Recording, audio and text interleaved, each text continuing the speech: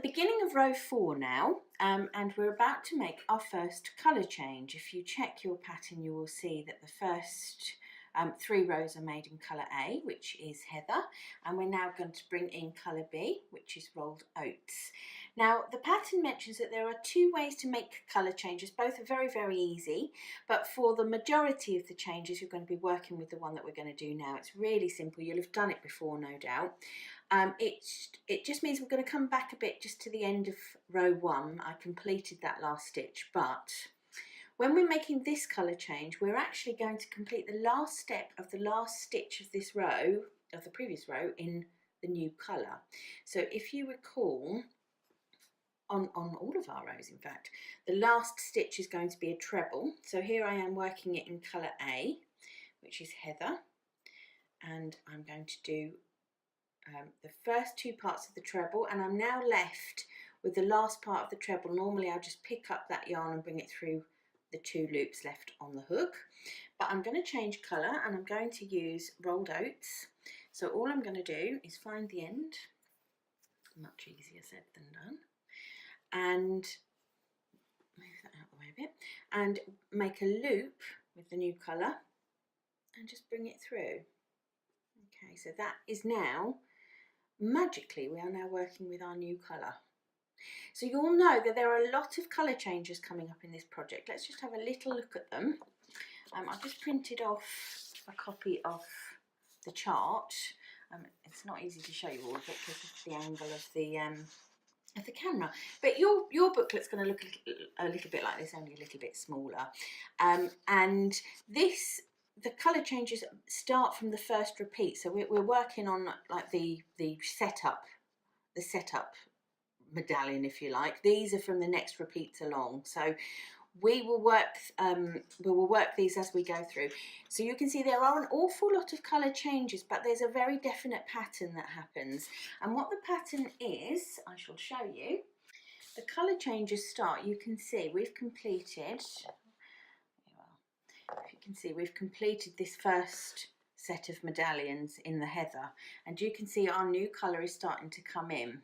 Okay, and then with the next repeat we get more of the colour, and then finally we get a whole medallion of the one colour, and that is the pattern that goes all the way through the wrap, just with the colour change, you know, the various colours being swapped in. So we're starting off going from A through to, is it E? I don't know, it's B, isn't it? Sorry, we're starting off going through heather, which is A, to rolled oats, which is B.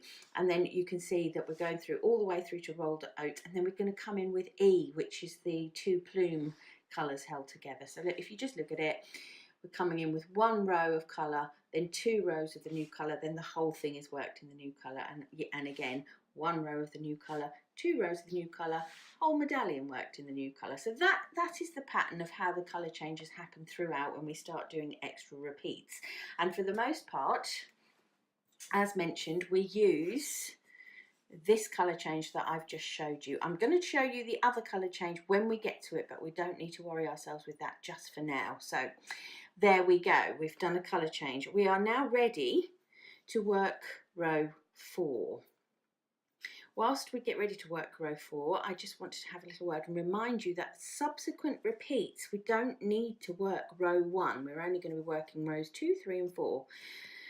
Okay, so that's why you won't find any row 1s on that chart. It's not a fault, it's deliberate. Okay, so off we go on row 4, and it's the same. You'll have worked this before, I think, on rows, well, it's row 2. Row 2 works like this. So you'll be aware of this. It's really straightforward. It's what you've worked before. So we started with 3 chain. You can see it's in our new colour, and we're going to put 3 trebles. We're going to miss the first stitch. We're going to put the 3 trebles into the next stitch, and then it really is absolutely as you've worked row 2. Okay, so I don't know that I need to show you all of it. Let's just get a little bit in so you can see what it starts to look like. All right, so we've got our 2 chain just as we've done before, and we skip over. We're building the bridges. Skip over with the 2 chain, make that bridge. So this is row 4, and we're going to repeat exactly the same as we've worked on row 2, so I don't know that I need to show you as I've said, so if I just finish this bit you'll see what I mean.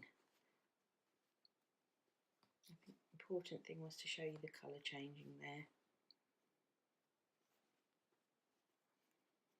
Okay, so that's just the first kind of part.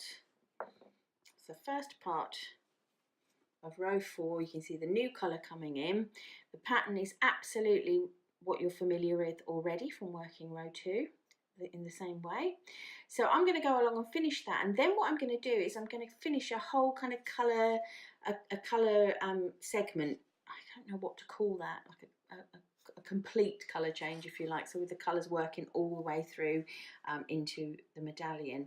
And then we're going to have a little look at holding 2 colours together.